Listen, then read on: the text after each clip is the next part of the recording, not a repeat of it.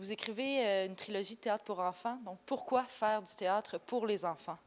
En fait, la trilogie est pas, les spectacles sont pas pour les enfants. Le premier est pour les enfants, le deuxième est pour les ados, puis le troisième est pour les adultes. Parce que la compagnie survole ces trois publics-là depuis 10 ans, et donc on a choisi pour le 10e anniversaire de faire cette trilogie qui survole les trois.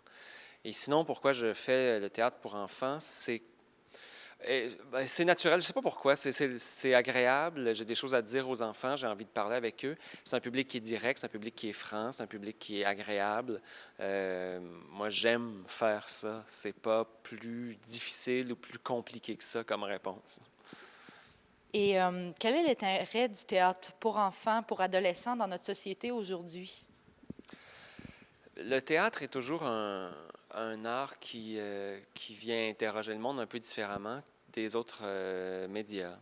Et si on est très, très près de l'écran, la personne debout sur une scène qui parle à un autre groupe d'êtres humains me semble être quelque chose d'important.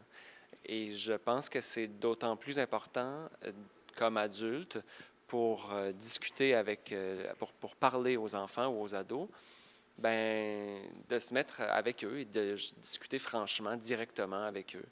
Et on a tendance à dire on se penche pour parler avec eux, pour parler comme ça, et pas dans un rapport d'autorité. C'est ce que le théâtre, je pense, permet. Donc, on puisse parler d'égal à égal avec eux.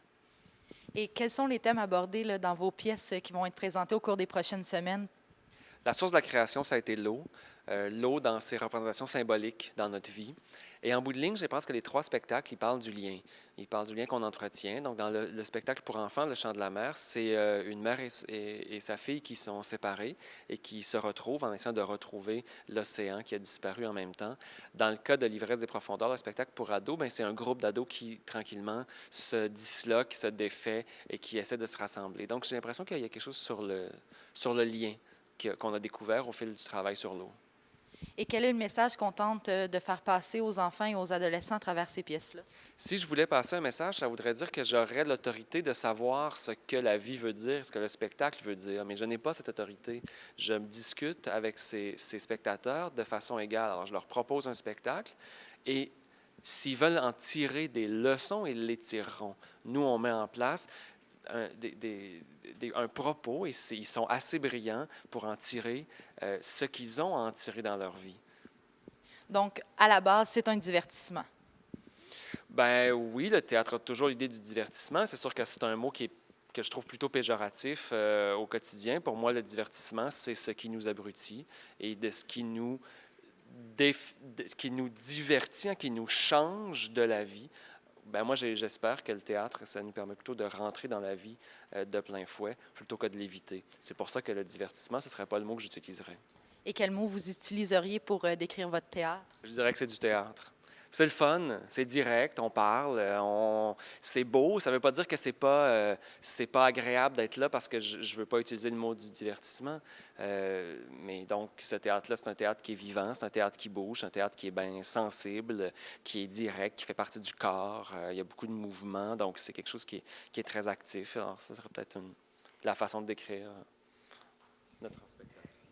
Et est-ce que c'est difficile de capter l'attention des enfants et des adolescents parce qu'on sait qu'à ces âges-là, ça bouge beaucoup? Ouais, ben je pense pas que c'est juste qu'ils sont moins polis que les publics adultes. Hein? Les publics adultes sont aussi difficiles à captiver. On s'ennuie au théâtre souvent, oui, comme on s'ennuie souvent à la télé ou au cinéma. C'est pas, on n'est pas étranger à ça. Mais ce public, justement, quand il rentre vraiment dans le spectacle et de façon, je pense, encore plus gratifiante que les adultes parce que leurs réactions sont aussi directes. Donc, pour moi, c'est pas difficile de capter leur attention. Si le spectacle est bon, ils vont l'écouter. Et est-ce que c'est populaire auprès de la pardon. Est-ce que c'est populaire auprès de la clientèle visée, pardon? Joue bien assez. On aimerait bien qu'il y ait encore plus de monde, toujours plus de monde, mais on a des bonnes assistances. Les salles en théâtre jeunesse sont toujours pleines. Et puis, on joue un nombre appréciable de représentations chaque année. Dans le cas de la compagnie, on joue presque 60 représentations chaque année, ce qui fait quand même pas mal de spectateurs. On fête nos 10 ans. On a calculé depuis 10 ans, c'est 61 000 spectateurs qu'on a rencontrés. Ben, c'est pas mal. Et en terminant, dernière question. En 3 mots, comment vous diriez quel est le plus grand défi du théâtre que vous faites présentement? Le plus grand défi. Être sincère, être authentique, c'est, je pense, que la chose la plus importante quand on fait de l'art. Bien, je vous remercie beaucoup, puis tout le succès que vous désirez avec votre pièce. Merci beaucoup.